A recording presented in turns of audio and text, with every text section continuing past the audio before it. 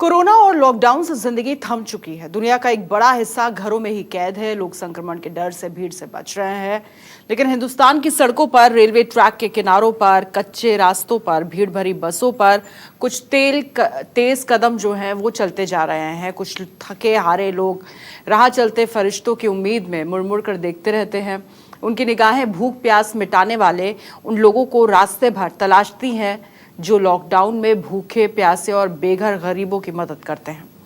लेकिन खाना मिलने पर भी वो पेट भर खा नहीं पाते। आधा खाते हैं और आधा बचा ले जाते हैं, सिर्फ इसीलिए क्योंकि सैकड़ों किलोमीटर पैदल चलते हुए उन्हें घर पहुंचना है। ये मजदूर हैं और बहुत मजबूर हैं।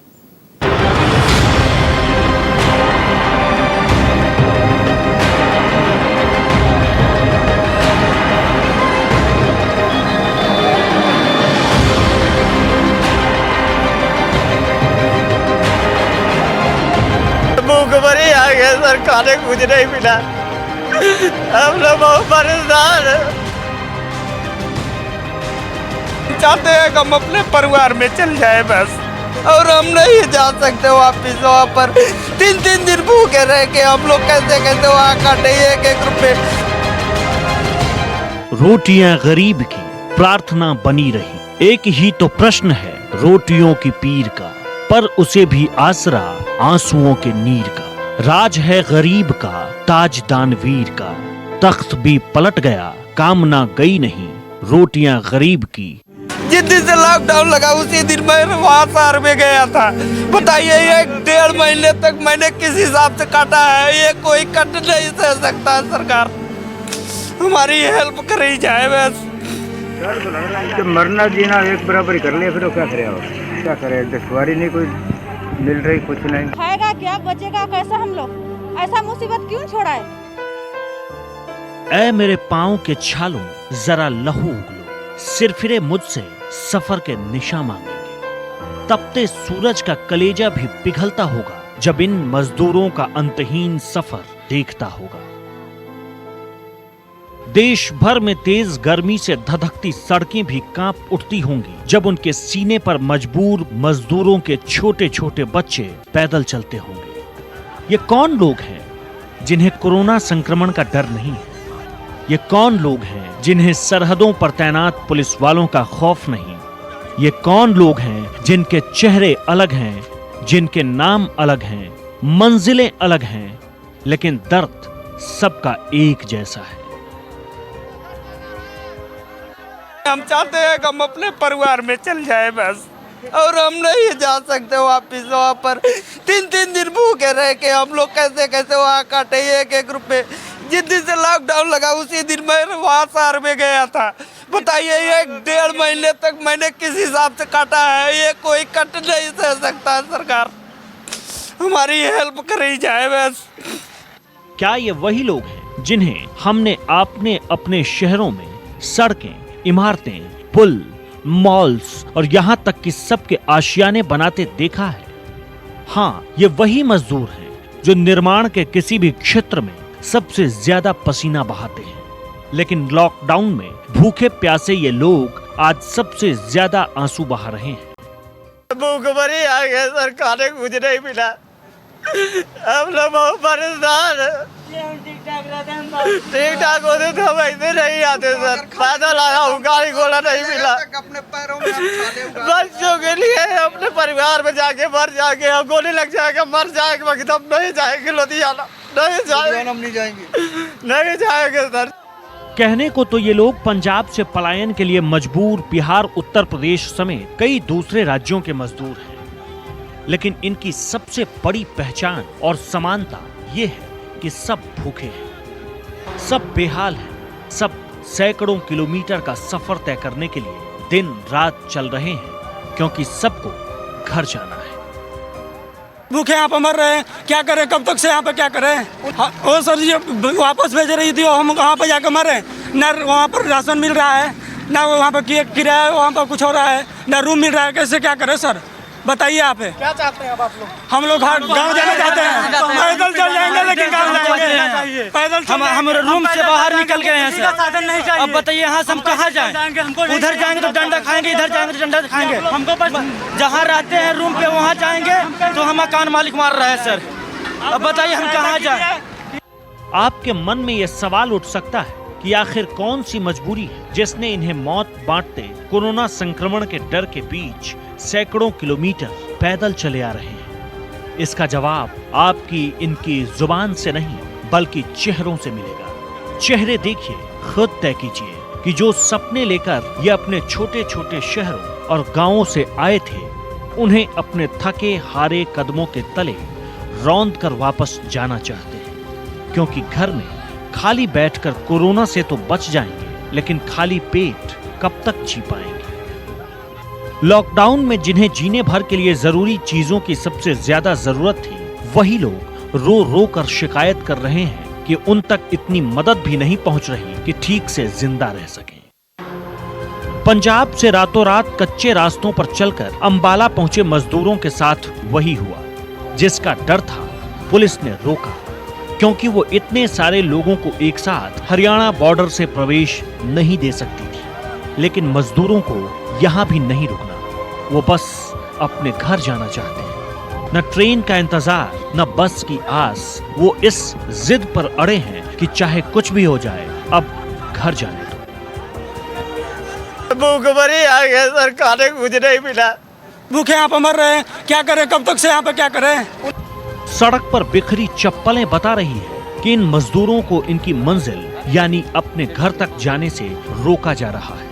पुलिस और सरकार चाहती है ये लोग सुरक्षित तरीके से अपने घर पहुंच जाएं, लेकिन इनके सब्र का बांध इसलिए टूट चुका है क्योंकि एक वक्त के खाने के लिए लंबी लंबी लाइनों में खड़े रहना पड़ता है। ज्यादा भीड़ हो गई तो भूखे पेट ही सोना पड़ता है। इसलिए राज्यों की सरहदों पर पुलिस की लाठियां खाकर भी रुकना नहीं चाहते। इन्होंने किसी को बता दिया भाई अम्बाला से ट्रेन बिहार के लिए, यूपी के लिए गई हुई है, जो कल ट्रेनें गई थी।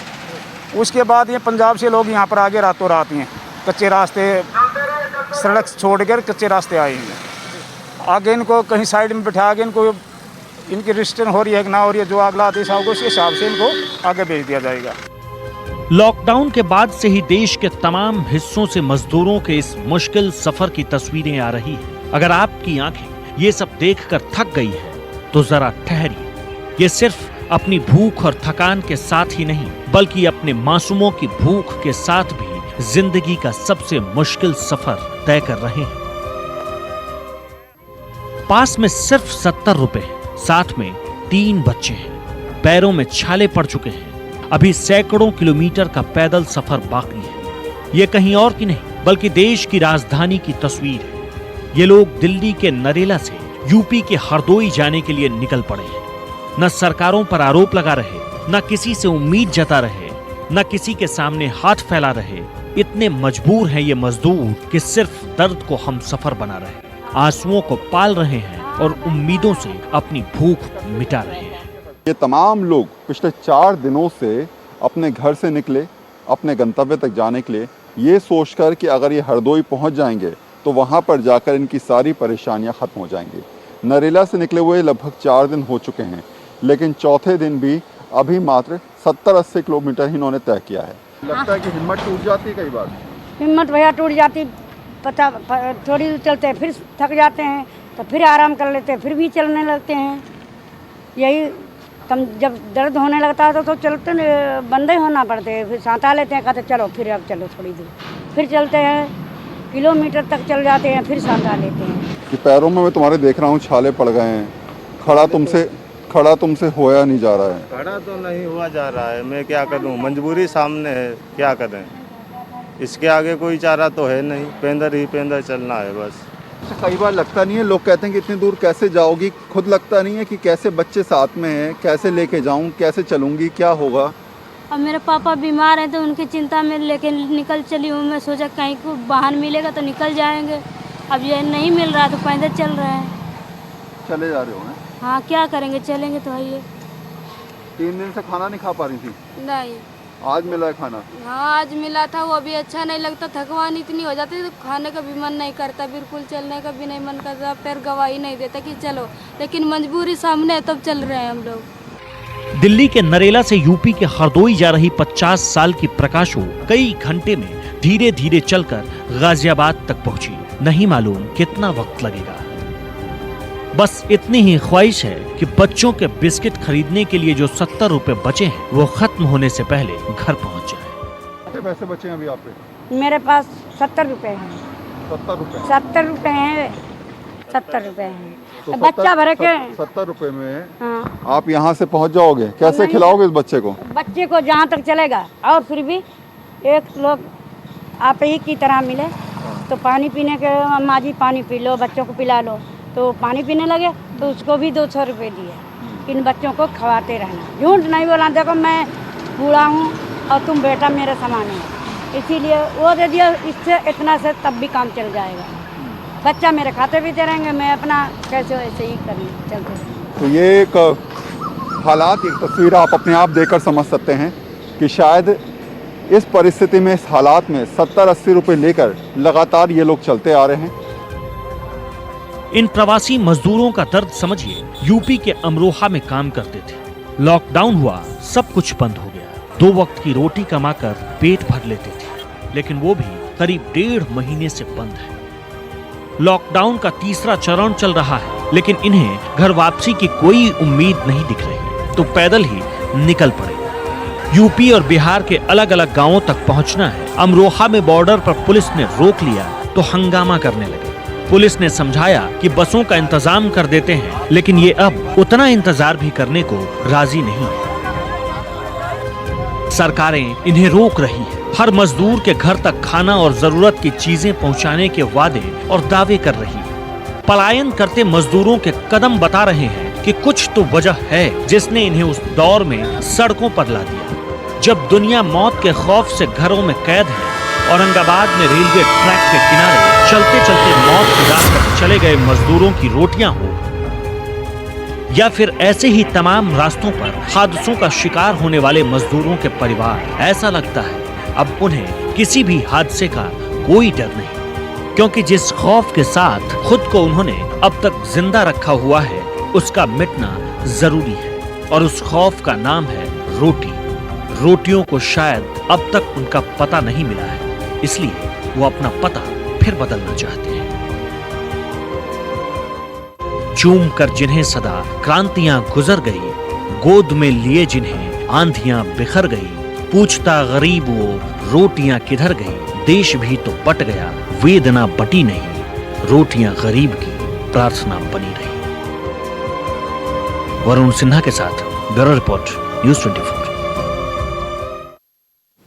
जिस हालात में और जिस हालत के हिंदुस्तान के कई शहरों से मजदूरों का परिवार सहित पलायन कर रहा है, वो तस्वीरें दिलाने वाली हैं और सरकारों पर सवाल उठाने के लिए भी काफ़ी हैं। हम और आप खुद को घर पर इसलिए रोके हुए हैं क्योंकि खाने पीने और जीने भर की ज़रूरत की चीज़ें हमारे पास मुहैया हैं या हम उन्हें ख़रीद पा रहे हैं, लेकिन जिन लोगों को इन बुनियादी चीज़ों को पाने के लिए हर रोज़ एक लंबा संघर्ष करना पड़ता है, उन्हें इस हालात से छुटकारा पाने के लिए सिर्फ पलायन ही एकमात्र विकल्प नज़र आ रहा है। ऐसा इसलिए भी है क्योंकि उन्हें पलायन से रोकने या सुरक्षित घर पहुंचाने में सरकारें अब तक नाकाम ही साबित हुई हैं।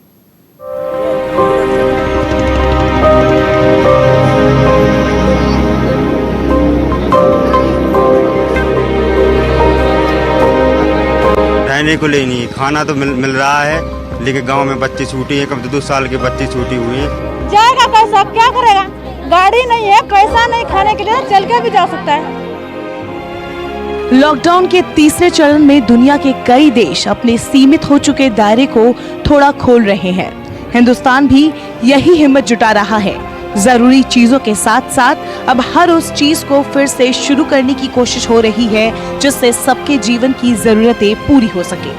लेकिन इन सबके बीच लाखों मजदूर अपने दायरे को फिर से समेटते हुए गांव की ओर चल पड़े हैं।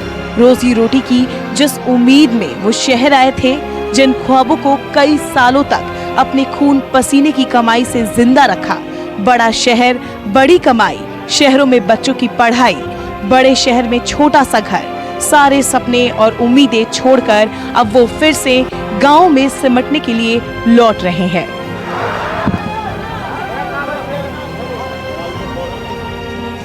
कोरोना से जंग के बीच तीसरे चरण के लॉकडाउन में देश के कई राज्यों में फंसे मजदूरों के सब्र का टूटता बांध सड़कों पर फिर नजर आने लगा है।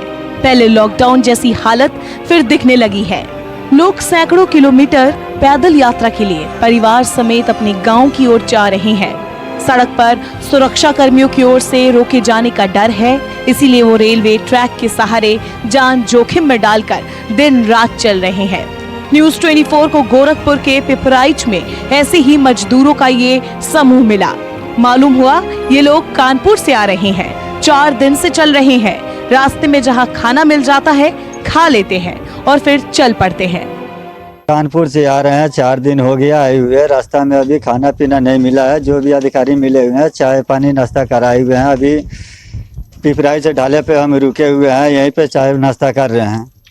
हमारे साथ में पैदल चल रहे हैं, कोई साधन नहीं मिला हुआ है। इन लोगों का कहना है कि रोज मजदूरी करके पेट भरते थे, अब रोजगार बंद है और सरकार या सामाजिक संस्थाओं के खाने पर जिंदा है। दावा है कि 4 दिन से ठीक से खाना नहीं मिला, जिसके बाद ये फैसला करने के लिए मजबूर हो गए कि अब वापस बिहार के नरकटियागंज में अपने गांव लौटेंगे। लेबर के काम कर रहे हैं, मजदूरी। जैसे जो हम लोग 4 दिन हो गए, हम लोग भूखे प्यासे, खाना भी नहीं मिला है। जैसे जो आए हैं तो ढाले पर नाश्ता पानी किए हैं, चाय पानी। भूखे चल नहीं रहा, हम लोग पा रहे हैं। कहाँ जाना है? जाना है नरकटियागंज। ये यूपी के कुशीनगर में रहने वाले राजू हैं। 3 दिन पहले बनारस से चले थे, लेकिन अब भी मंजिल दूर है। बनारस में साड़ी पर कारीगरी का काम करते थे, अब ना तो रोजगार है और ना रोटी, इसीलिए बिस्कुट पर जिंदा है और घर पहुंचने की आस में चले जा रहे हैं। अभी तक 3 दिन हो गया, 3 दिन से कुछ खाए पिए नहीं है। हमको जाना है खड्डा। खाना पीना नहीं हुआ 3 दिन से। यूपी के झांसी की ये तस्वीरें देखिए। बस की छत पर प्रवासी मजदूरों की ये भीड़ अच्छी तरह जानती है कि उन्हें संक्रमण हो सकता है, लेकिन इन्हें संक्रमण से ज्यादा अपने घर तक का सफर तय करने की चिंता है। जान हथेली पर रखकर ये प्रवासी मजदूर घर लौट रहे हैं। कोरोना संक्रमण भीड़ में आग की तरह फैलता है, लेकिन इन प्रवासी मजदूरों के भूखे पेट में जो आग जल रही है, उसके सामने इन्हें किसी बात का डर नहीं लग रहा। झांसी पुलिस के लाख समझाने के बावजूद जब बस के अंदर जगह नहीं बची तो छत पर सवार हो गए। क्योंकि जनपद में एक इसके लिए विशेष रूप से टास्क फोर्स बनाई गई है। तो सड़क पर कोई भी व्यक्ति अगर कहीं से भी पैदल जनपद में दिखाई पड़ेगा चलता हुआ, उसको हमारी टीम्स उनको इस पॉइंट पर रोक करके और उनको हम जनपद के शेल्टर होम्स में व्यवस्थापित करा। कई मजदूर ऐसे भी हैं जो अपने गांव तक सैकड़ों किलोमीटर का सफर तपती धूप में चलते हुए जल्द से जल्द पूरा कर लेना चाहते हैं। ये प्रवासी मजदूर दिन रात चल रहे हैं। कई घंटे चलने के बाद 2-3 घंटे रुककर थकान दूर करने की कोशिश करते हैं, लेकिन थकान से ज्यादा भूख की चिंता है। रास्ते में कहीं कहीं खाना मिल जाता है, लेकिन ये नहीं पता होता कि आगे खाना मिलेगा या नहीं।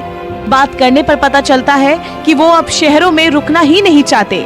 पुलिस ऐसे लोगों को समझाती है, लेकिन जब वो नहीं मानते तो सोशल डिस्टेंसिंग का पालन करते हुए उन्हें आगे जाने की सलाह देती है।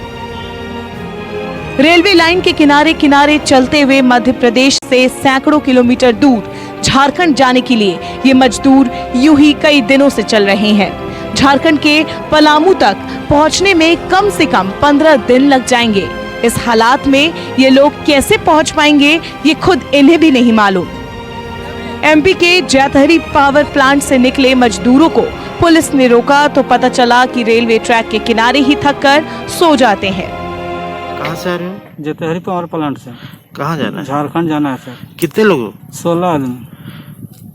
तो ये रेल की पटरी पैदल चलते हुए है? पैदल चलते कुछ दूर सर, बैठते उठते आ रहे हैं। कुछ मजदूर एमपी के दमोह के लिए पैदल जाते हुए मिले। भूखे प्यासे इन मजदूरों से पुलिस ने बात की, शायद प्रशासन की ओर से इनकी कुछ मदद हो सके। सर जसपुर से आ रहे हैं, हम लोग दमोह जाएंगे। तो कैसे आ रहे हो जसपुर से? पैदल आ रहे हैं सर। पैदल आ रहे हो? पटरी? जी। कहाँ जाना है? जाना दमोह है सर। और खाने पीने क्या व्यवस्था है? खाने पीने को कहीं कहीं मिल जाता है, बिस्कुट उस्कुट ले लेते हैं, कहीं नदी पानी मिलता है तो बाटी बना लेते हैं, आटा ले लेते हैं। प्रवासी मजदूरों के पलायन के बीच कई लोग बिहार तक का सफर तय करने के लिए पैदल चलते हुए यूपी के कानपुर पहुंचे। यहां मिले मजदूरों ने बताया कि वो दिल्ली में मजदूरी करते हैं, लेकिन अब भागलपुर लौटना है। रंजित और उनके कुछ साथियों ने दिल्ली से बिहार के भागलपुर तक पैदल सफर तय करने का फैसला किया। रास्ते में कुछ ट्रक ड्राइवरों ने लिफ्ट देने के बहाने उनसे किराए लिए, लेकिन गाड़ी में नहीं बिठाया। ड्राइवर इन लाचार मजदूरों के रुपए लेकर भाग गया। दिल्ली से आ रहा हूँ, अपने गांव को जा रहा हूँ बिहार। कहीं गाड़ी मिलता है, कहीं गाड़ी पे ले जाता है लोग तो फिर भी नहीं बैठाता है। कोई अच्छा इंसान होता है तो बैठा लेते, बाकी नहीं बैठा।